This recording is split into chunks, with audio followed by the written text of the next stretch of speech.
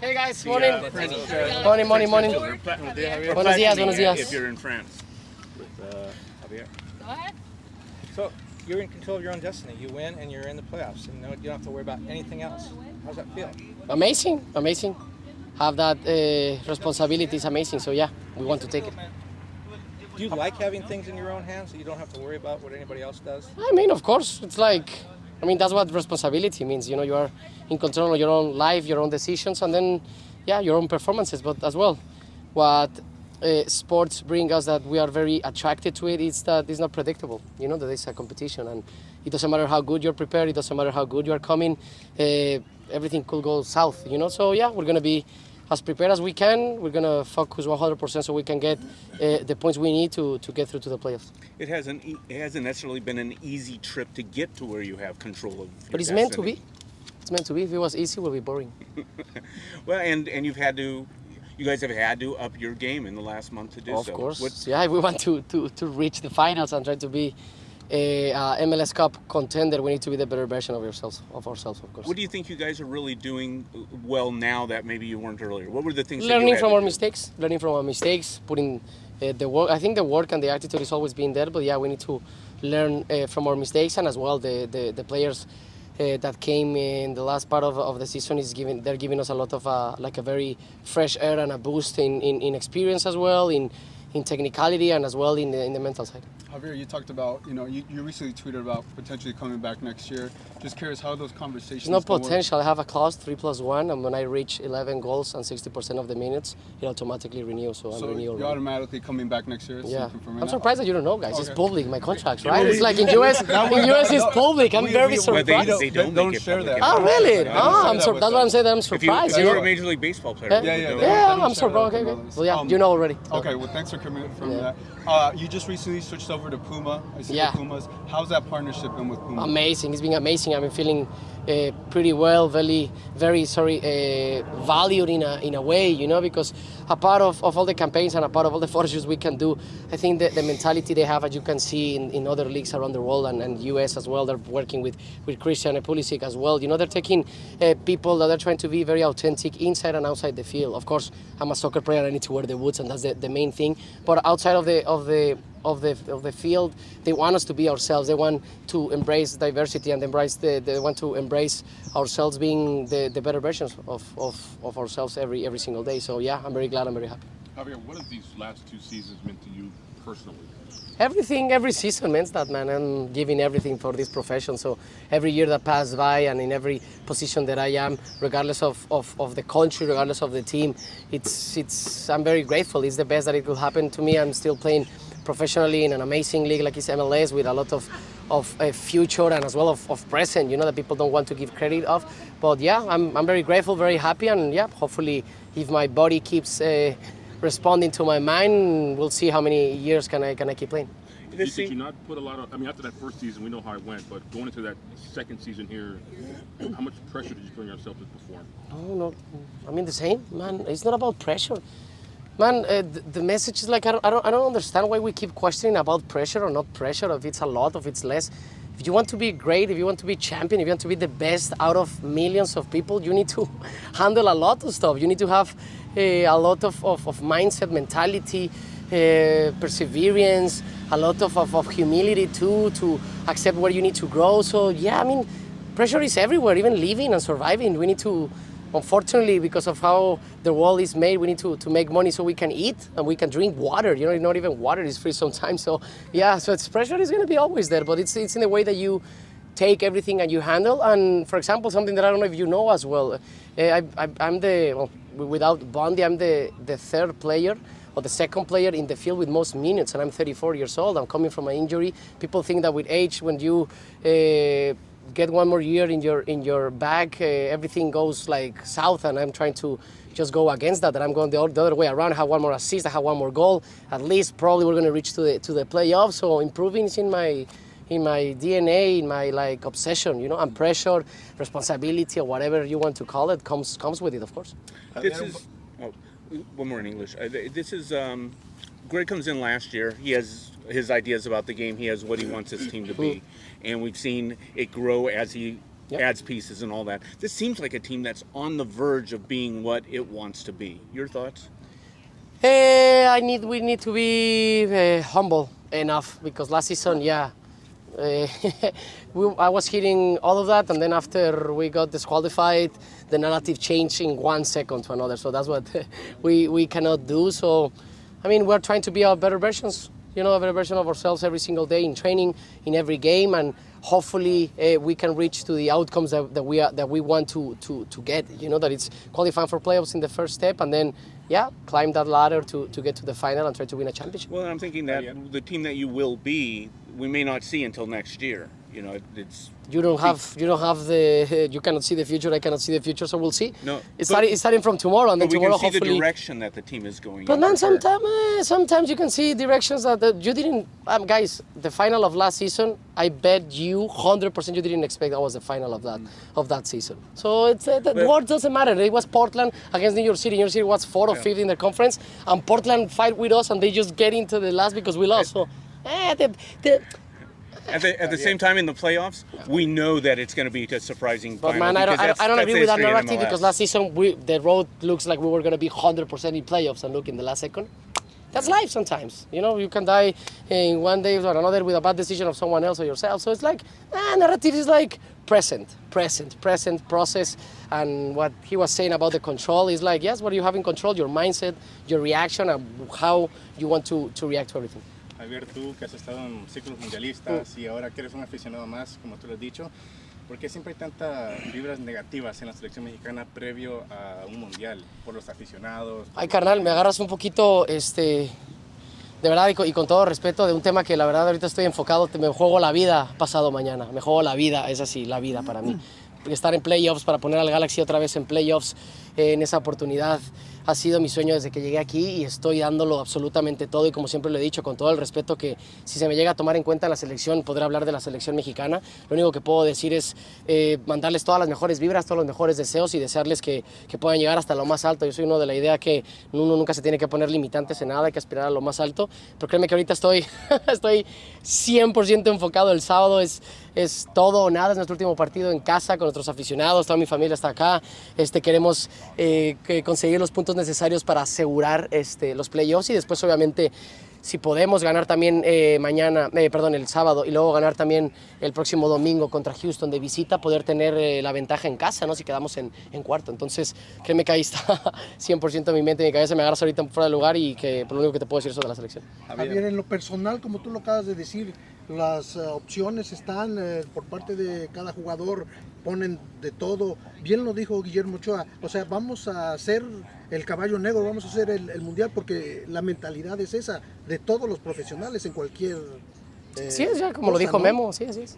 Entonces, ahora, Sal, dices que tú estás concentrado y muchos lo van a tomar, no quiere hablar de la selección, no quiere. ¿Por qué? Porque es su trabajo. Mira, la claridad ha estado siempre ahí, siempre lo he dicho. Si no quisiera estar en la selección mexicana, me hubiera retirado, y no me he retirado de la selección. ¿Cómo te has sentido, ya cambiando de tema al tema de aquí, en estos años aquí en Galaxy? ¿Qué es lo mejor que te ha dejado? ¿Te consideras ya en uno de tus mejores momentos en tu carrera? Siempre, cada año siento y espero ser la mejor versión de mí mismo, lo dijo ahorita en inglés. Cada año, cuando tenía 18 años y tuve la fortuna de debutar a mi mejor versión, y cada año es lo que espero, siempre dar lo mejor de sí, pero a veces también la gente siempre espera que cada año obtengas cosas positivas, y eso sería aburrido, ¿no? Tiene que haber cambio, tiene que haber lecciones, y las lecciones vienen con tropiezos, con malas decisiones y con muchísimas otras cosas. Entonces créeme que sí, siempre me he sentido que lo he dado todo y he tratado de ser de esa mejor versión personalmente y luego futbolísticamente. Javier, se anunció el día de ayer el primer partido de la siguiente temporada. Sí. Un lugar que a ti en lo particular te trae buenos recuerdos. Sí. ¿Qué opinas respecto a ese clásico ahora en el Red Bull? No, feliz, pero te voy a responder como a él. Créeme que está muy lejos eso, todavía está muy lejos. Ahorita el sábado mi penúltima final, va a ser aquí en casa.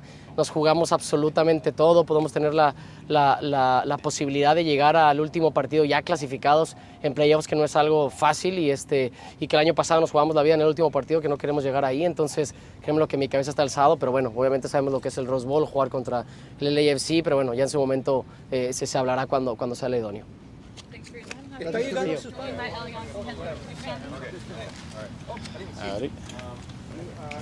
Kevin, go first. So you are in control of your own destiny. That's everyone's goal, right? To get to this point and Sure. be in control of what you can accomplish. Yeah, I mean, I feel like from day one we've been in control of our destiny. But for us, the process, continue to grow, get better, and now you're at the stage of the season where really things are about results as well. I think over the last 9 games, we found a reasonable amount of just consistency, and now it's just coming down to execution, right? It's taking our chances when we create those chances, being solid on the defensive end, which is all 11 guys again, and now it's just executing for 90 minutes and taking care of our business. So we have obviously an important match this weekend that can define the next step. But for us, we're trying to look also what's ahead of us and the opportunities that might be ahead of us in terms of positioning and all that stuff. But right now we're just focusing on RSL. Because last year, if you remember, at this point, there was scoreboard watching. There was having to do some math to figure it out. It's right there. And you had said earlier that the last 10 games of the season, that's when the season starts. And the last 10 games, you guys have been really incredible. Yeah, I mean, again, I think with every season, you kind of want to hang on the balance of every game, but really every season is a journey, it's a process. You're trying to grow, you're trying to improve. Some of that is inside the team, some of that is what can you do inside the transfer windows, of which we had a really good summer. So there's a lot of things that can happen over the course of a season, but ultimately you do want to be finding your form as you get down the stretch. The first part of the season is make sure you don't take yourself out of the equation. And if you're lucky enough to be a team that's competing for a supporter shield, then that's great too. But most of the teams are trying to find the best possible form as they go down the final 10 games, get results, and enter the tournament, which is the playoffs, in your best form with the right confidence, with the right momentum. And so we've had a good stretch, as you've said, but we still have the 2 most important games in front of us, starting with RSL this weekend is the most important game we've had all season. And so it's about continuing to perform and execute in this match. And I know we'll have a great crowd. It's going to be a packed house, and everybody's there to see one thing in particular, which is us to make that next step into the playoffs. But for us as a group, we need to concentrate on the moment and the performance and making sure we make every play inside of the game, and that's what we just continue to try to focus on. Your thoughts on Real Salt Lake?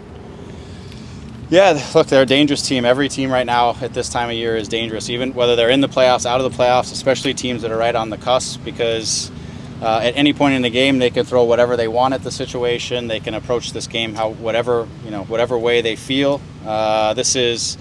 These are the moments in the season where you just have to kind of be ready for everything, and you have to be focused on your individual and collective performance. But again, they're a team that's dangerous. They can be stingy in terms of conceding goals, and they've got guys that are dangerous. Cordovas, Miram has always given us a tough time. Savarino, these guys they're dangerous players. They've not been on their smoothest of form, but at the same time, that doesn't mean anything really. In some instances, when you get into these kind of one-offs where teams are playing for their future, so we got to stay disciplined. We got to stay attentive, and we've got to put the game in our vision and try to execute upon that. We saw Julian on the side today. What was the status for Saturday? Yeah, he'll be fine. Just a little bit of picked up a little bit of a knock yesterday, so today is kind of a day where we manage everybody accordingly. You saw a couple guys who were also out just coming back from international duty. So today is a little bit of a management day, so we were managing him, but he'll be fine by the weekend. Greg, you guys are finishing out the season, pretty strong. What have you learned from this club from the start of the season? Because there's been some bumps in the road. Yeah, a big part of it for us is as you continue to build the roster and build the team, it's getting guys who fit your positions, who fit your style of play, who are comfortable inside of the setting. Also getting a group that's really connected to each other, that's communicating, organizing, adapting inside of it. So some of it's on that side. Some of it is just as a group, it's learning how to be consistent and win games on a consistent basis, win the games that are big games or feel like big games where you can maybe take a step forward.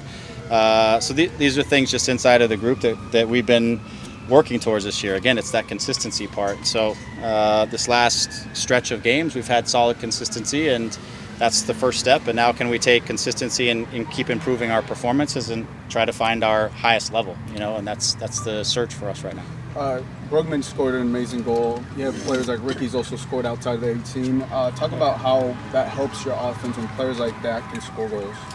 Yeah, look, I've been saying since off season, then in the approach to the summer, For us, we needed to strengthen our midfield. It was about getting a number 6, which Brugman has really kind of solved that for us. Him scoring goals is a bonus, which he's certainly capable of doing, but that's a bonus. It was getting a guy like Ricky who can help do something a little bit different inside of our midfield on the run and being slippery. Through some of our more difficult stretches in the season, we were missing midfielders. Guys were injured, guys had knocks. We were, based on our way of playing, we need to have our midfield in there and ready to go. And we've certainly improved upon our midfield over the course of the summer, but also the guys are finding a rhythm and finding each other.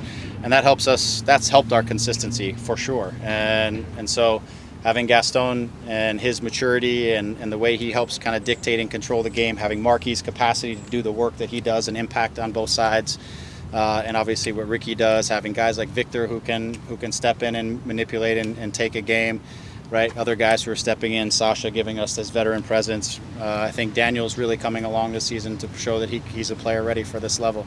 So we've got options now in the midfield, which has for me really helped us to kind of control games and be more consistent and more steady as we play through this final stretch.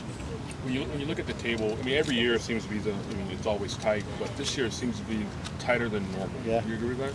I do, and I was saying this early in the season. It was interesting seeing the results. Obviously, a couple teams get out in front of everybody else, but on any given weekend, as much this year as really any year, the results were strange. Teams that you would expect to win weren't winning. Teams, and so it just kept balancing it out, and it just kept keeping everybody sort of blocked up and together. And it was like all the teams on the same weekend that could take a step forward, they all lost on the same weekend, and it kept the group that was maybe down here up with the group. So it's just been an interesting year in terms of results. Teams, not a lot of teams have been super consistent through the course of the year in terms of results. A few have, which is why they've found the upper side of the table. But a lot of teams have found some challenges through the season. But I think that's the intent of MLS. That's what they want to see happen, is a lot of parity, a lot of teams having a difficult time. Going on the road is not so easy to get results, and so you see some bouncing up and down. But this year, I agree with you, the group has been pretty tight for good stretches of the season.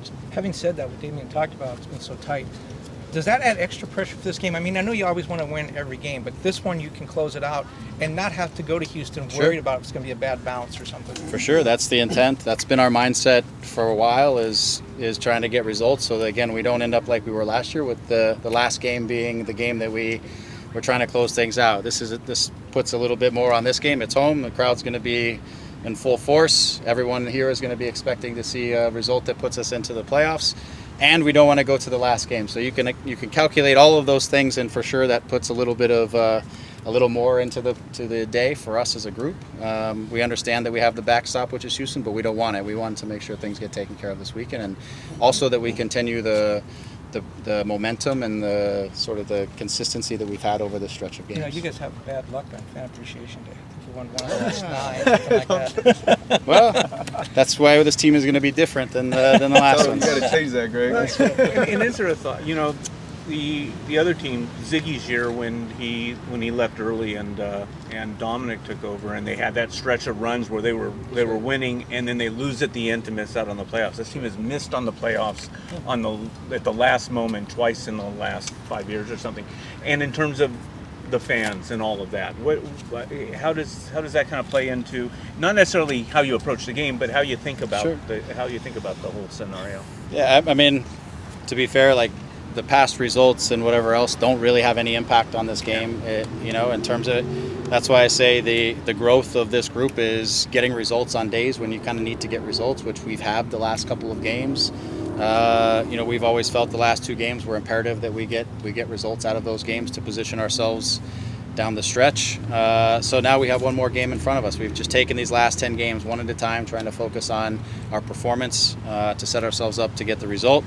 So all of that other stuff is out there, but ultimately it's not going to change the game on the field. And so our group has found a different level of confidence. It's found a different level of belief, and we found a certain level of control. And there's a different sort of energy that can help us step into this game and just focus on our jobs and not worry about some of the other stuff. I guess what I'm asking is, do you feel like you owe this to the fans?